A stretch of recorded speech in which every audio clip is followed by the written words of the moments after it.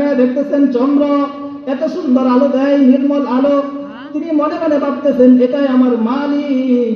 কিন্তু যখন দেখলেন একটা সময় চাঁদের অস্তিত্ব নাই, চাঁদের কোনো আলো নাই, মনে মনে ভাবতেছেন এটাও আমার মালিক নয়। যার অস্তিত্ব থাকে না সে কখনো আমার মালিক হতে পারে না। ইব্রাহিম আলাইহিস সালাতু ওয়াস সালাম যখন দেখেন চাঁদের অস্তিত্ব নাই, তিনি বুঝে গেছেন এটা আমার মালিক নয়।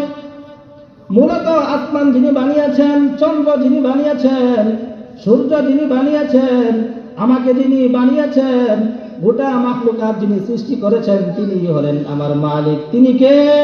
আল্লাহ। আওয়াজ দিয়ে বলেন তিনি কে? ইব্রাহিম আলাইহিস সালাতু ওয়াস সালাম মালিকের পরিচয় পেয়ে গেছেন। মূলত এদেরকে যিনি বানাইছেন তিনি আমার মালিক। আল্লাহর পরিচয় পাওয়া গেছে।